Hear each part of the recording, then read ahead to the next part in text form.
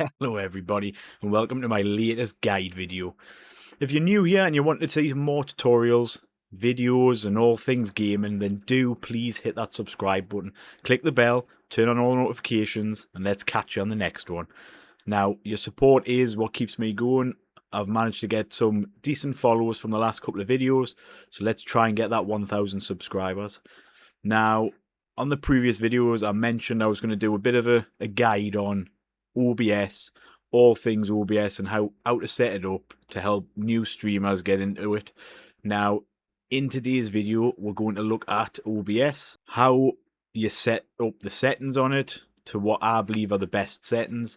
Now, I've had all the issues when I first started, rendering problems, lagging, audio issues, copyright problems when you play music on the VODs, PC, CPU issues. Now, these are the best settings that I feel help my stream, so let's see if they can help yours.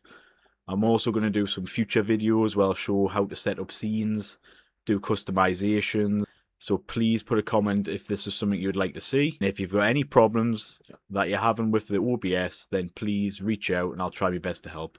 Now let's get into it.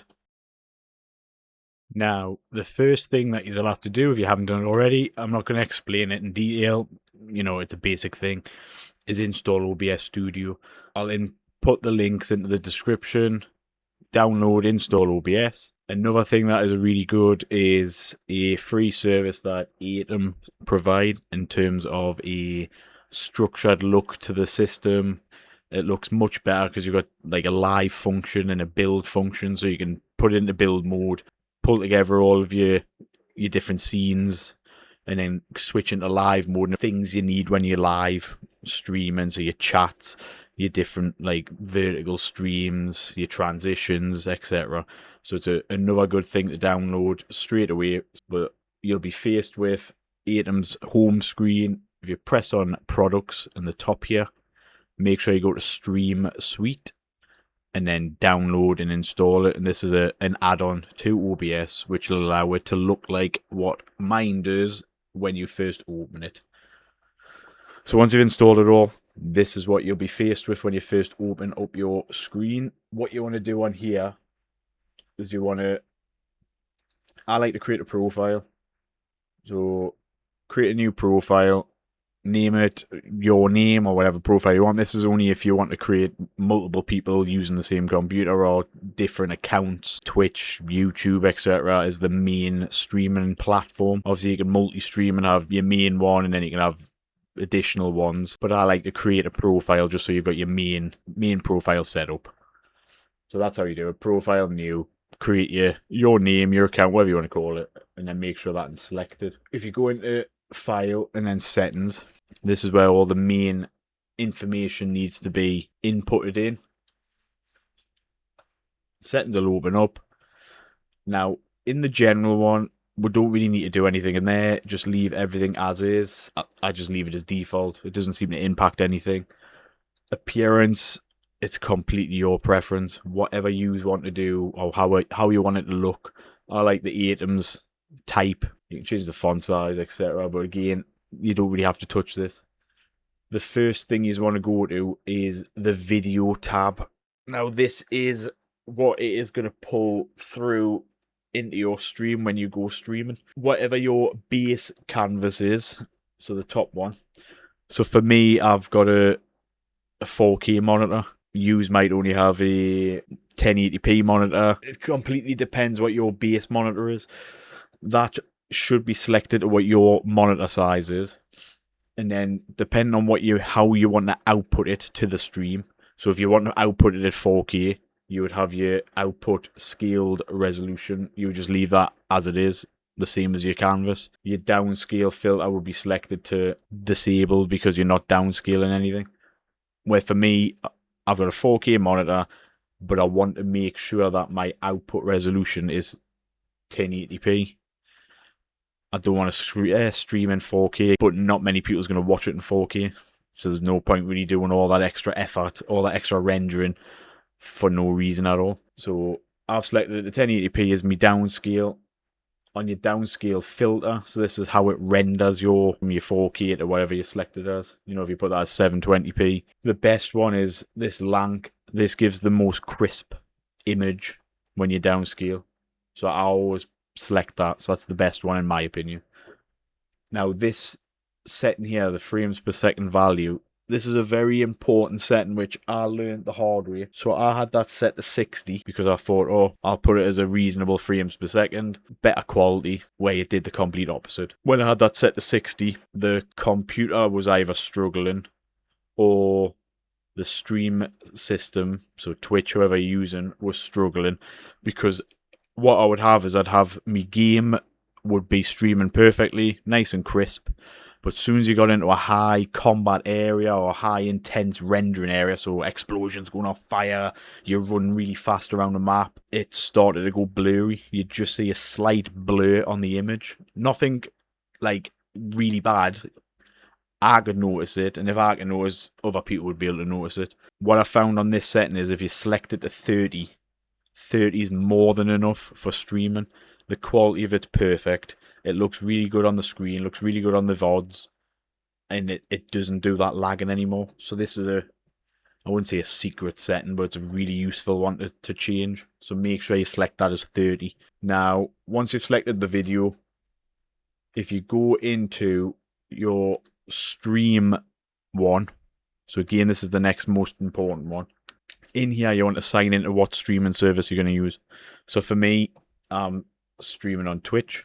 I'm multi-streaming to YouTube and TikTok, etc. But that's a completely different video. If you just want us to go through something like that, just let us know in the comments. But I'm streaming on Twitch. So what I've got set up here is the Twitch service. I've then logged into my account. So for you, there'll be a login function. It'll take you to Twitch's website, YouTube's website, whoever you use the main service. Log into your account. And then that just allows you, when you press the start streaming button here, it'll pull the video from OBS and put it onto whatever your main stream is. This setting here, again, don't have enable enhanced broadcasting. I don't see the point of it. I just have it ticked off. You're limited to what you can broadcast anyway in terms of your bit rate on the different servers, the different platforms. So there's no point going crazy on this. So just have these ticked off like I've got them. Again, you can have different chat add-ons, but I don't see the point. I'm not really interested in that stuff. I use Stream Elements for all that type of thing, so that's all you have on this page. Next important one we'll do is the output. So this is probably the most important page on the settings. This is what will dictate how good your video comes through onto the stream and what the quality looks like. It also has the setting for allowing you to play music whilst you're streaming. But then once your stream ends and your VOD, so the recording of your stream goes onto Twitch, it doesn't have the music playing. And there's a way to set this up, but I'll go through that on the next video when I do the scenes and all the different sources that you have to put into each scene. But basically that function there with the tick box allows you to get around the copyright on your VOD so they don't get blocked. So when you first open this up, you'll probably have it set as simple. It'll automatically default to simple. Change it from output mode to advanced. So this gives you a lot more flexibility in terms of your settings. Audio track, that's always preset to 1. Just leave it on 1. Again, it doesn't massively matter unless you're trying to do the Twitch VOD track, or you're trying to record at the same time. So you're streaming and you're recording, and you want multiple audio tracks so you can play around with when you're editing your videos. Video encoder, whatever your graphics card is. So mine's a NVIDIA one. It's an MSI GeForce RTX. So I've set my encoder as the NVIDIA, the H264.